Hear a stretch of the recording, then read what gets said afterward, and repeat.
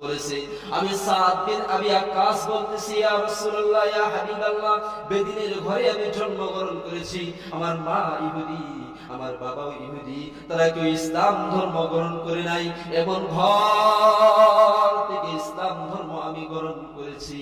ইয়া রাসূলুল্লাহ, ইয়া হাবিবাল্লাহ, যেদিন ইসলাম ধর্ম আমি গ্রহণ করি, আমার পরিবারের লোকেরা লোহার একটা চিরুনি গরম করে আমার শরীরের মধ্যে, পিঠের মধ্যে ওই গরম চিরুনিটা দিয়ে এমন যে টান মেরেছে, আমার শরীরের মাংসগুলো খসে খসে সবগুলি পড়ে গিয়েছে। চাদরটা উঠাইয়া দেখাই, ইয়া রাসূলুল্লাহ, ইয়া হাবিবাল্লাহ, আপনি আমাকে চিনতে পারছেন নি? বলে, হ্যাঁ, আমি তো তোমাকে চিনতে পেরেছি। তোমার হাতেই তো, তোমার হাতে হাত রেখে তো আবু বকর তোমাকে কালিমা পড়াইয়া মুসলমান বানাই দিয়েছে। তুমি তো সেই সাহাবী সাদ বিন আবি ওয়াক্কাস।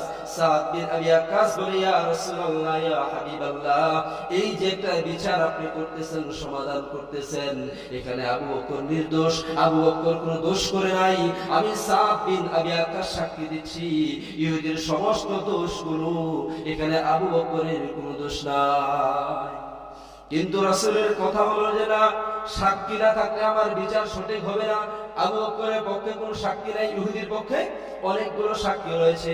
এক পর্যায়ে যখন সাক্ষী আবু বকর সিদ্দিক রাদিয়াল্লাহু তাআলা উপস্থিত করতে পারলেন না, আল্লাহ রাব্বুল আলামিন স্বয়ং জিবরিল আলাইহিস সালামকে বলেন, এর জিবরিল, আবু বকর আমার নবীকে এতটা মহব্বত করে, এতটা ভালোবাসে।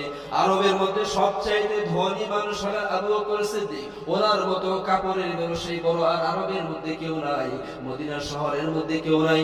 সবচাইতে বড় ব্যবসায়ী, তিনি ধন সম্পদগুলো আমার জন্য কুরবান করে দিয়েছে, রাসূলের জন্য কুরবান করে দিয়েছে।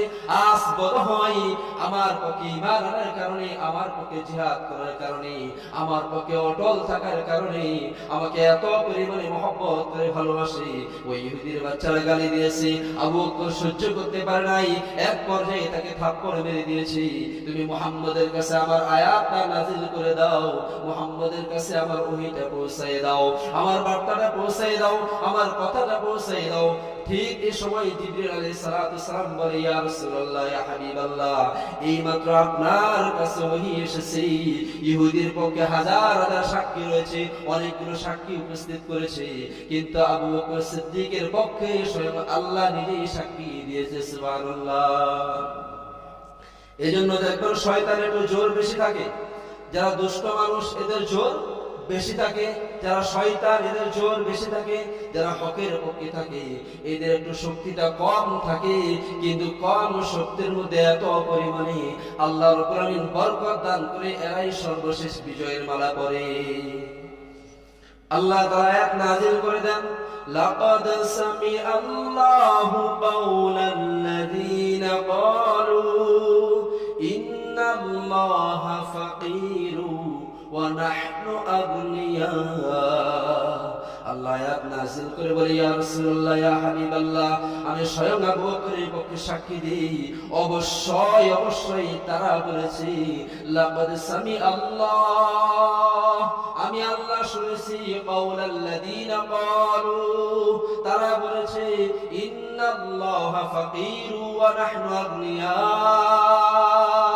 তারা বলেছে আল্লাহ ফকির, মুহাম্মদ ফকির, এবং তারা সবাই নাকি ধনী, কোটি কোটি টাকার মালিক, অনেক সম্পত্তির মালিক। তারা বলেছে আমরা হলাম ধনী মানুষ, তোদের আল্লাহ ফকির, মুহাম্মদ ফকির, মুহাম্মদের মতো ফকির আর মানুষ কেউ নাই।